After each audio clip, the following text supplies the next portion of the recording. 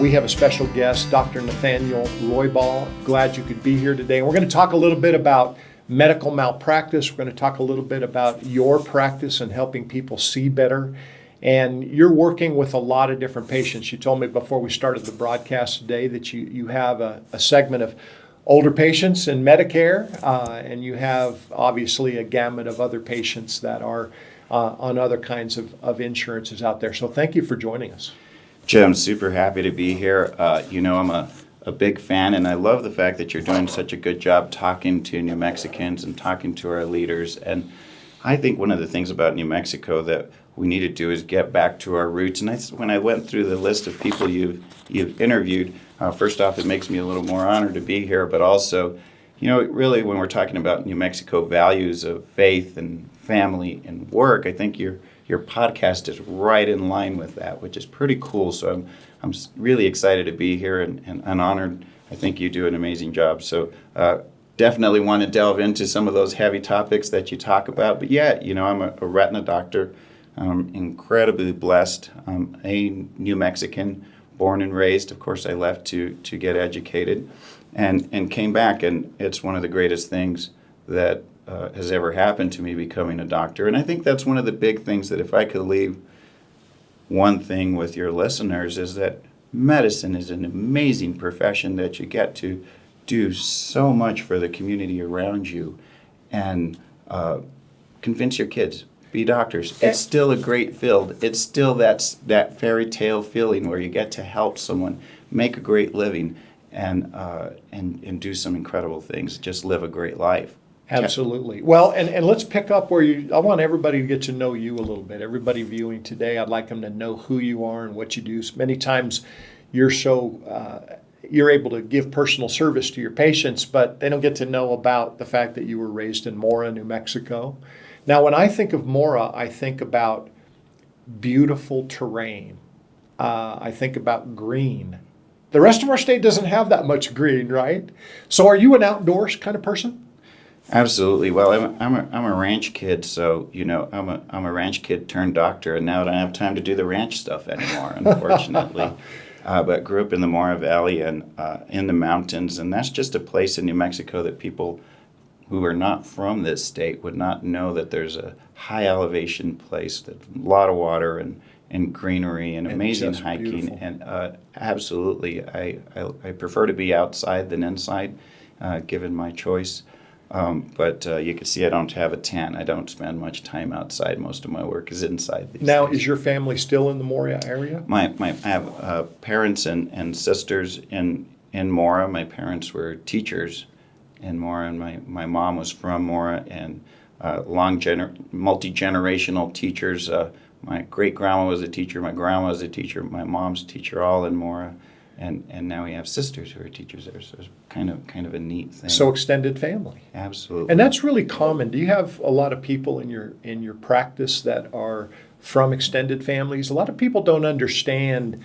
One of the things that the New Mexico Sun is attempting to do is we want to interview people like yourself. We talked about the fact that you're not just a physician, you're also a business person. People have to realize Absolutely. You have to make more money than you spend, and that's why you're in the business that you're in, because you like to serve people and you want to treat them fairly and you want them to be healthy. And that's an amazing relationship. But in New Mexico, you could probably do that for generations of families.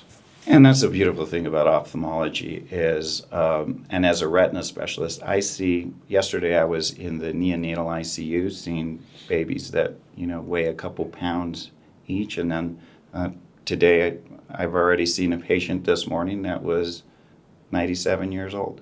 And so you could see there's this gamut of all phases of life. And that makes it really pretty fun to see an entire family. It's like kind of being like a family practice physician, get to see the entire family and make any kind of difference for them. And the other thing is that when it comes to ophthalmology is a lot of diseases can be inherited.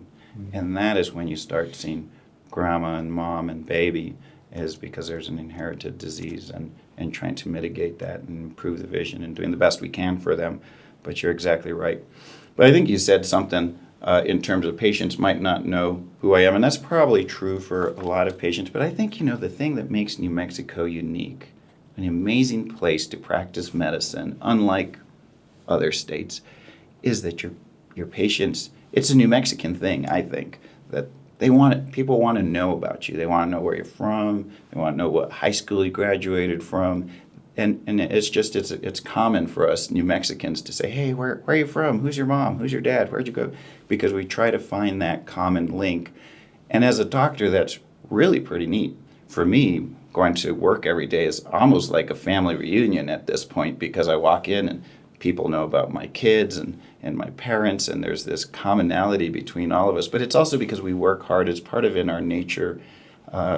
It's a cultural thing for New Mexicans to want to know each other, and that makes it pretty fun, especially from a medicine standpoint. And let me pick up on that, because we obviously are not only thankful you could do this today, but I also want to promote your business and your practice. So if you're interested and have any things going on with your eyes, you want to call Dr. C. Nathaniel Roybal.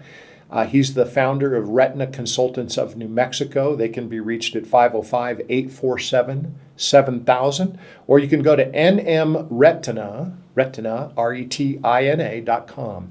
and get more information about your practice. And I notice you have another doctor on your team, and it sounds like things are going well. And we're bringing a third on, and they're going well, and fortunately for us, or unfortunately, there's a doctor shortage, and so it's a great environment to build a practice. I really think the neat thing about retina consultants, and what propelled me to move into why would I start a business, why would anybody do that, especially during COVID, is because I think it's the solution to our medical problems. Small, physician-owned practices, I think, solve so many problems. Once you put your name on the door outside, it changes everything. How you treat patients, how you treat your staff, how you pay your staff, how you interact with the community. Ownership is the key to American success. It's what pushes people to work a little bit harder, to do the hard things.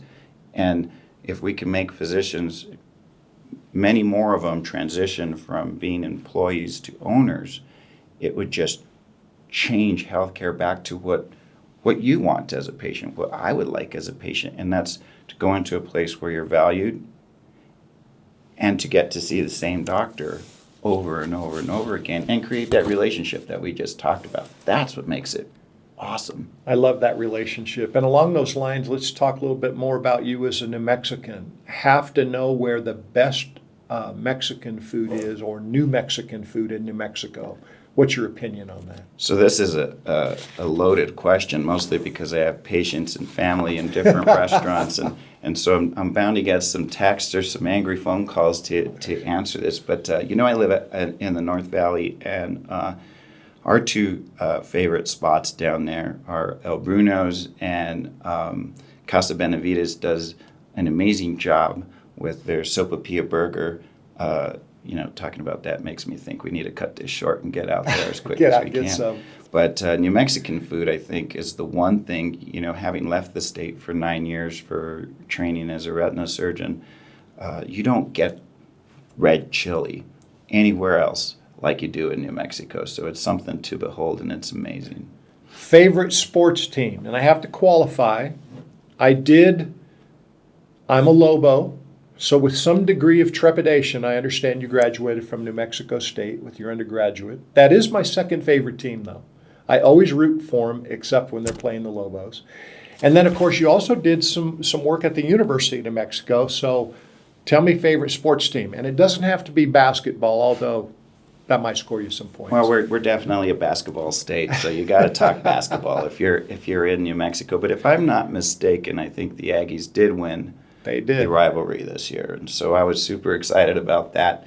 I am a season ticket holder for the Lobos, though, and try to do as much as we can to support them. I'm a little bit of a sports fanatic. I spent a lot of time in L.A., and so the L.A. professional teams are I've adopted because I was there for so many years, And so the LA Rams are doing well in the playoffs, and I'm definitely excited about that. And we try to make it into LA for some of those games occasionally. But New Mexico sports are a lot of fun because I can bring my little boy with me, and we can sit and eat popcorn and yell and get rowdy. And it's just a really good time, and the environment in the pit is So awesome. you have children? Yes. Couple? We have one and one on the way. One and one on the way. Congratulations. Yeah, a little boy and a little girl coming. And so it's been really just an incredible journey. You just didn't know a person could love like that until you get your own kids, you know. So I have 5 children, all grown, and I have now 6 grandchildren. And I'm just going to say, I now understand what my dad used to tell me. My dad used to tell me that if he knew how fun grandchildren were, he would have done that first. It's amazing. So, yeah, congratulations about that. Dr. Roybal, we're going to change gears a little bit because we're talking about a very difficult situation in New Mexico. You very graciously said we have a shortage of physicians, a shortage of doctors in the state of New Mexico. That was really understated. And so I want to understand what is your investment as a student of medicine? What is the investment that you make, time, money, when you graduate, after you've done your internships and all of those things? Maybe walk us through that and say, okay, now I have to have a job that's going to allow me to pay back X amount of dollars and take care of my family. That may be a different number than most of us understand. Well, it's even tied into our discussion about kids. You know, I am definitely late to the kid game. It's a blessing. I didn't think I'd ever get to do that. But I'm here, and it's awesome. But that was definitely delayed because I was in training and dirt poor, and I had no time and no money, and that doesn't work out well for relationships. Talking about my journey is almost a little embarrassing because it took so long. You say, well, geez, why would anybody study that long? I graduated from, actually, my dad got a job as a superintendent, and so I finished up in Mosquero, New Mexico, the smallest school in the state of New Mexico, and which was a 4-day school week for those of you coming up on the legislative session, and that'll be a hot topic.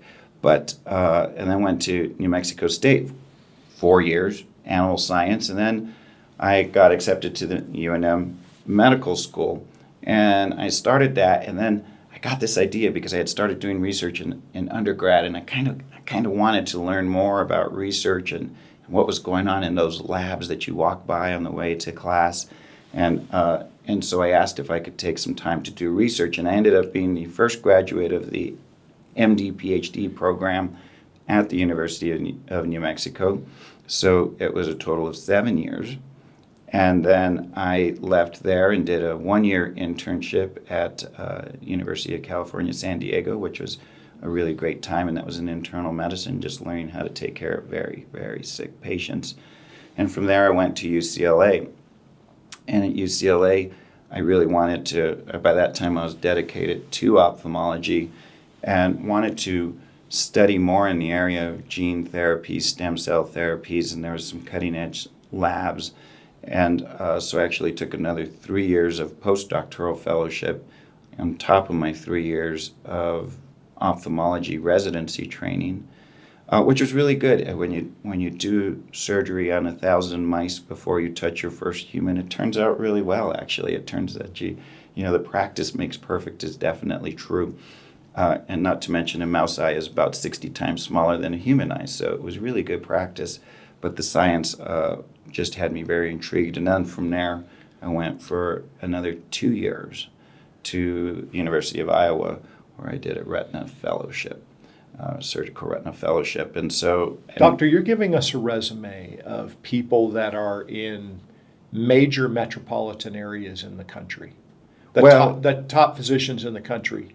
Why are you in New Mexico? Yeah, and just in case you were doing the math, this, that was 20 years. Yeah. It was a 20-year trip, and my mom thought I would never do 2 things in life. And those 2 things were get married or have a real job. And so when each of those have happened, I think that's all the success you needed for me to see from me to really claim me as a loved son. So I'm check and check. But yeah, it's I was definitely trained to be in a major academic center, but my heart was always in New Mexico. We might need to qualify the next section because we're going to talk about practicing medicine in New Mexico. We're going to talk about malpractice. We're going to talk about Medicaid and Medicare reimbursement levels. And I want to qualify before we start talking about things that sound primarily negative. You obviously have hope that New Mexico can turn it around. Absolutely. Well, I'm heavily invested from the sake of, my parents. I want my parents to have access to the best health care. I want my kids to have access to the best health care. My aunts and uncles, my brothers and sisters, my nieces and nephews. There's about 130 people in extended family, just in aunts and uncles and nieces and nephews. But you'd really like to see them have the best. But there's no reason that we really can't do that. I think we obviously have to change our thinking as individuals. And that individual change in thinking will obviously then realign our legislature. But I think that's why these podcasts are so important. I think it's important to tell the story of medicine. It's important for our medical students to hear a successful doctor say, I love it here. I love practicing medicine here. I love my patients. I do well. That's an important message if you're coming up and you're in the middle of the 20-year trek and you're trying to decide between San Francisco, Boston, LA, Albuquerque. You got to hear from people who are saying, this is awesome.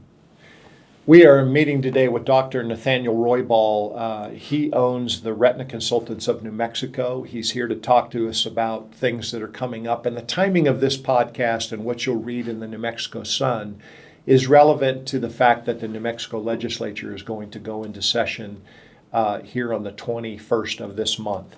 And it'll be a 60-day session. Sometimes it goes longer, and sometimes there's a special session. But I want to start talking about some very important things that have happened in New Mexico, particularly since 2021, when there was some legislation changed at the state level. Before I do that, I wrote down a little note. You mentioned your time in LA, and obviously right now LA is faced with unbelievable devastation with the fires. Give us your thoughts, and hopefully nobody you know is involved in those fires. Well, certainly several friends who have lost their homes because I lived in Santa Monica, and so Pacific Palisades is right on top of that. We all went to the same church, St. Monica's, and so many of my friends have lost homes. My post-doctoral advisor, Gabe Travis, lost his home, and I've been on the phone with him, and so I've spoken to several friends who have been devastated by the fire. So certainly, the fire is very personal to me, just like the Mora fire was very personal because that affected family. This affects a different kind of family, people who I knew and considered friends and who were mentors of mine and now are struggling to have lost their homes. So it's definitely one of the things I know about our New Mexico family, and I'm a native New Mexican as well, is that our state is very generous. Our state may not have as much money per individual as a lot of other states, but the people here are giving and will give you all that they have to help. So I hope people might respond to some of the requests from the Red Cross and other charitable organizations that are providing assistance, and of course our prayers go out to the people in Los Angeles. And it's really interesting, and I think that it maybe sounds a little cliche in saying prayers are what's really needed at this time, but really that is just your the thoughts, the prayers, and being with those people in mind and reaching out and talking and saying, hey, can I help, or can I listen? It's interesting in devastations like this in LA, and you think like, well, I'm going to go take some Gatorade, or I'm going to take some water. And we saw this in Mora, or, I'm going to go through all my old clothes and I'm going to take them out there. And a lot of times that's just creates almost a secondary problem of now you have mountains of stuff that maybe is not needed. And so I think really paying attention to what organizations like the Red Cross are actually saying. And I agree being generous is certainly called for. And a lot of times, though, it's time or money that make the biggest differences. Yeah, amen. Let me read to you, it's a report study that came out from the Physicians Advocacy Institute. It's a nonprofit and policy group. They say that New Mexico lost a total of 248 practicing physicians between 2019 and 2024. Why have you invested in New Mexico and continued to build your practice here when the trends economically seem to be going the other way? Well, they're certainly going the other way, and I think that for me, I'm here because it's personal, because I love this state, I love the people of this state. But that's not necessarily true for everybody else. That cannot be your major selling point. Doctors are sort of a national treasure, if you will, but certainly nationally they're sought after. Every state has a shortage. Turns out no one has gone negative like New Mexico has, so no one has a shortage like we do. But every state is being competitive for that talent pool. It's hard to get. It's not easy to get a retina surgeon who's trained for 20 years to come and join your community. That's a big win every time that happens. And so when physicians are leaving, there's obviously a lot of factors in that. But what we really need to change in terms of legislatively, but also as individuals, is we need to start promoting New Mexico and beginning to say, what can I do to make my state the best state in New Mexico or the best state in the country to practice medicine? And I think if our legislature started to ask that question, we'd see a flip of the switch pretty quickly. I'm going to skip down my list a couple because I think you've already brought up the legislation. In 2021, which of course was the year after the initial COVID outbreak, Sure. And your business was underway, and we know the challenges that every business person faced, and so it's a blessing, literally from above, that you guys are still going and going strong. But according to several doctors that I've spoken with, House Bill 11 was legislation passed in 2021 by the New Mexico legislature that increased limits of liability for medical practitioners, that has made medical malpractice insurance difficult to find and expensive to purchase. What can our legislature do maybe in this session to turn that around? Because isn't that a big reason people are leaving the state? Certainly that's on the top of all of our minds. And unfortunately, a lot of our legislators are saying that's certainly not a problem. The doctors are almost screaming, this is a problem. If you look at the Journal this morning, 5 a.m., I was reading the Journal, and there's an article in there where a woman who had a 75-pound tumor, which was removed in a complex life-saving surgery, had a tool remained, and the hospital admitted human error in that. There's always going to be human error. There's just, any one of us could never claim to be perfect. But anyway, they admitted human error. But this person was awarded $17 million for that. They had to go to another secondary surgery to remove that tool, which is probably much less complex than a 75-pound tumor. And a jury of New Mexicans thought that that was worthy of $17 million. Interestingly, also in that article, the attorney representing this person would not divulge, due to attorney-private client privilege, what his fees would be of that $17 million. But this is a problem. So when you break that down, medical malpractice is interesting. $1.7 million of that was for the medical negligence side of it. All of the rest of it was punitive damages. So think about that. I have a insurance policy for, which is New Mexico statute right now, the $1 million.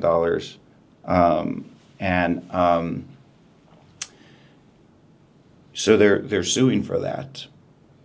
But then they're saying, oh, but there was harm caused, there was suffering to my client, and that is many magnitudes greater than that. They were hoping to get $45 million out of this suit. Mm-hmm.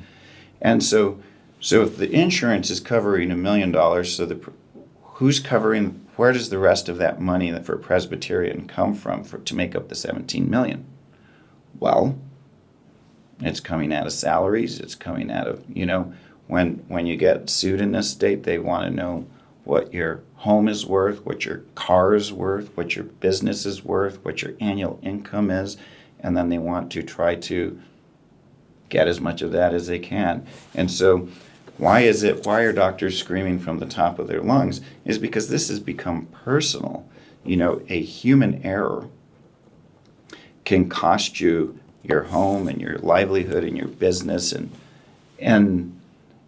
I would argue this woman probably had her life saved.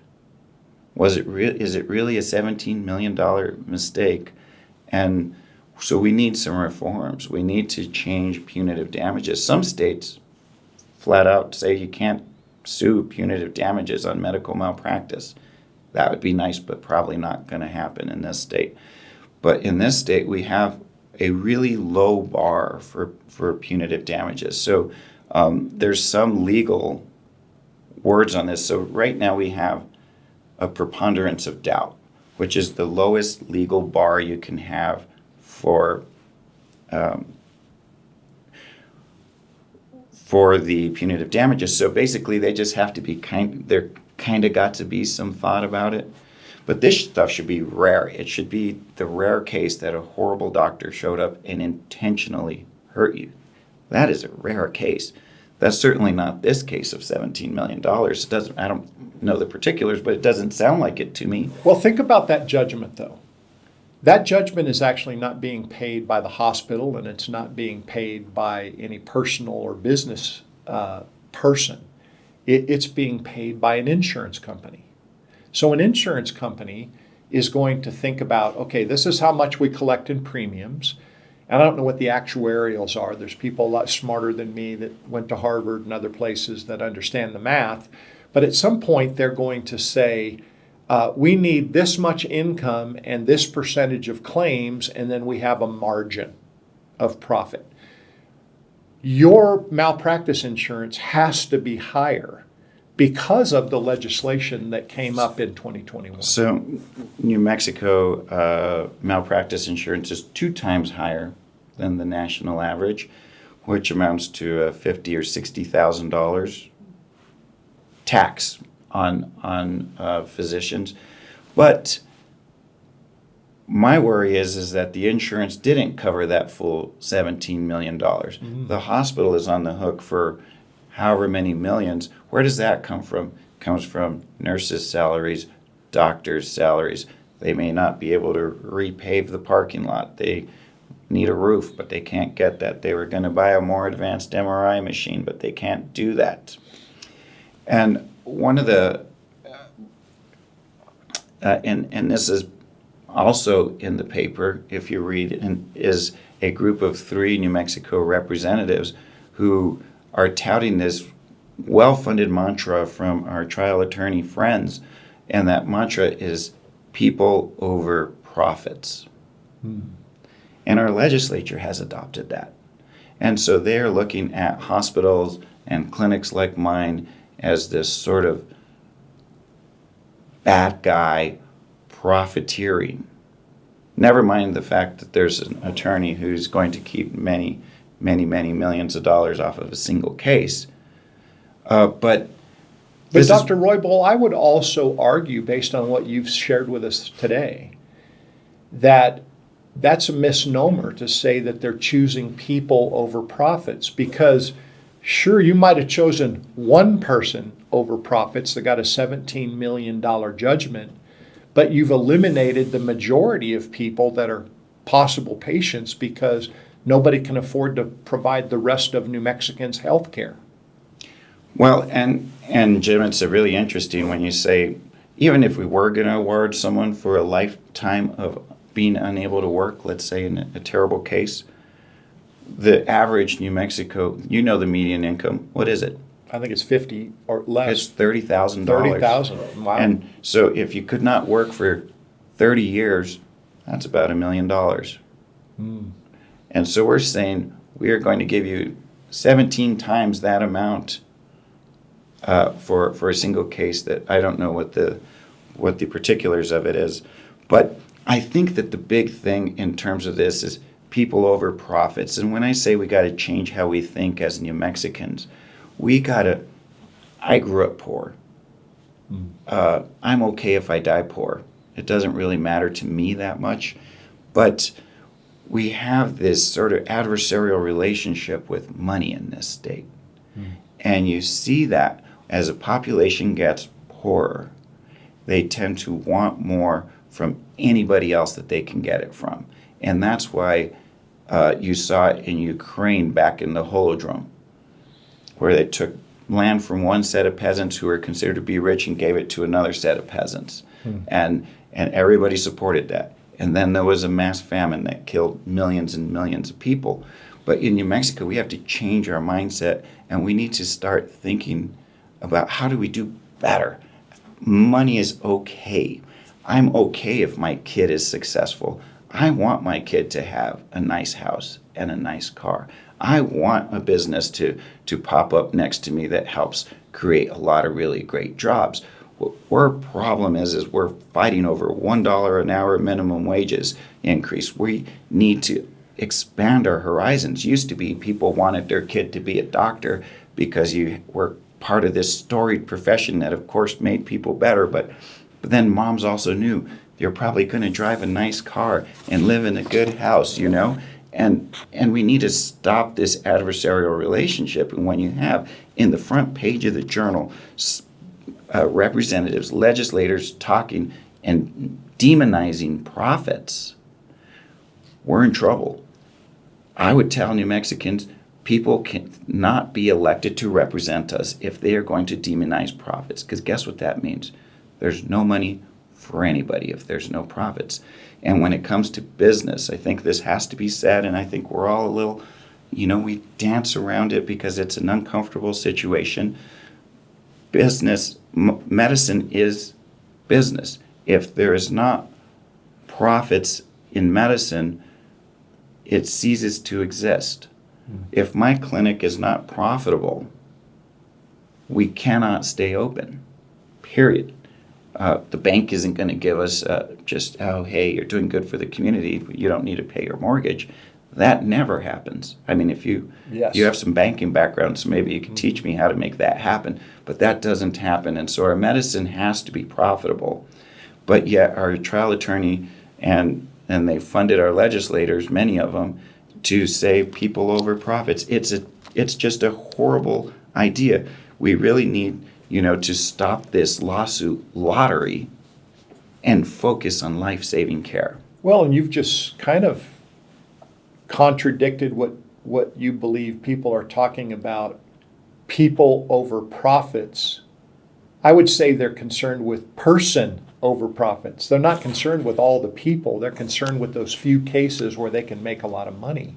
Or maybe even me. Yeah, and maybe even you. Me, well, not me, but the attorneys, me over profit, So would you like to see in this legislative session at least a discussion open to the people of New Mexico to revise New Mexico's malpractice laws, including capping attorney's fees, ending lump sum payouts, tightening caps on punitive damages? You mentioned that a little bit earlier. Would you like to see some of these things that are actually being done in other states? I'm always amazed at New Mexico. You've gone out and gotten medical training in Iowa and Los Angeles and San Diego. And I think that's probably helped you with your perspective on medicine in New Mexico. Why don't our politicians go see what's working in other states? Why are all the doctors moving to Texas? Because they don't have the expense of this malpractice, and their legislation is protecting doctors to a certain level. At the same time, there's a balance. You still want the patients to be taken care of. There could be something that they deserve compensation for if there's human error, but you just don't think it should be exorbitant. Well, there's only so much money in the pot, and you know, we had a $400 million lawsuit settled in this state this year, or in 2024, and there's only so much money. You know, $400 million, to put that into perspective. This happened to a Rio Rancho man. I don't know the particulars of the suit. I just know how much it's settled for. $400 million is how much it costs to provide care to all of the 120,000 residents in Rio Rancho. So what if we change our thinking and said, we're going to give this person $400 million, but hey, if you need your macular degeneration treated this year, sorry. If you're going to have a baby, you're on your own. If you get in an accident, don't come knocking on our door. That's the math. There's only so much money. It's economics. There is no huge pool of money that we're going to tap into and enrich ourselves with. You're pulling it out of the healthcare budget, and that is ultimately going to affect New Mexicans. And we're seeing that. We're seeing the shortage of doctors. We're seeing the inability of hospitals to get out of the red, and those are not trends that we can handle for very long, and still have access to really good health care. I understand, I'm 67, and I understand that what I receive in Medicare in New Mexico, if I lived in Texas or Colorado or somewhere else, I'd basically get maybe a slight, based on the area, a slight increase or decrease proportionally. But essentially, we're all getting paid the same amount based on our work history. You're making a percentage of what you've deposited into Medicare. Medicaid is different. Medicaid reimbursement rates apparently in New Mexico, a lot of people, I think over 30% of our population are involved with Medicare, or in Medicaid, excuse me. But our Medicaid reimbursement rates are lower than many other states, is what I understand. Could that also be addressed at the legislative level? Yeah, really, to talk about the legislature, and I guess I maybe didn't answer your question. Would I like to see us have an honest discussion on all these sort of things? Yes. Unfortunately, a lot of these things won't even make it to committee that are being proposed. There will be bills proposed to deal with punitive damages and revenue shopping and lump sum payouts and capping attorney fees. I bet you some of those want to increase what's already in place. Maybe. But, you know, I would like to see our legislature have a discussion on it. If they feel strongly about it, put it up for a vote. And I'd like for New Mexicans to actually see how they vote. Let's pay attention. Let's sit down in 60 days. And in an ideal situation, some of these things went for a vote. And let's see, and let's dissect it. And if you really feel strongly about this as legislators, that we need to have people over profits, and we need to have these high caps, and we need to make it really easy for attorneys to sue doctors, show us that in a vote. And then let the voters decide if that's how they want New Mexico to go. Let's not shy away from it and not let these things even make it to committee, because that's what they do. And then everybody can claim they're pro-health care. Let's get them in a vote. Let's sit down in 60 days. Let's talk about it, you know. And I think that's ultimately where this needs to come, because the legislators need to feel the heat from people like you and me, just average everyday citizens, saying, well, that's not what I want. Dr. Roybal, what are the maybe 3 key questions the public needs to be asking their legislators to contemplate and seriously consider relative to the cost of medical services in New Mexico? I guess you have a goal of, you want to stop the flood of physicians leaving the state. You want us to have positive growth. There's got to be a business reason for people to come here. Is that wrong? No, I think it's a really good question. So what do we need as New Mexicans? I think we need to, first and foremost, start thinking for ourselves. We're a group of really smart people, And New Mexicans, when you talk to them one-on-one, I do it all day long. They're great. They're well-grounded. They understand the issues. But I think if they can start thinking for themselves on this, is medical care better now than it was a few years ago in terms of your ability to get into a doctor? Probably not. Is your education system better now than it was when you and I went to school? Probably not. Is our safety of my wife and kids and employees and everybody else better now than it was? Probably not. And the reason I bring all of those three things up is because they're all interwound. If you want to have a really great place to live, which is New Mexico, we need to work on those three things. You need to have a strong healthcare system. You just do. Because if you're going to retire in New Mexico, you want to have access to great doctors. You want to feel like when it's time to do the hip, there's a great person to help you with that. On the other hand, if you're going to move here to raise a family, you want to make sure your kids have access to great schools. Mm-hmm. And then finally, all of us, maybe the biggest job of government is just keep us safe. Let us be safe so we can go about our lives and make profits for the community, serve our community.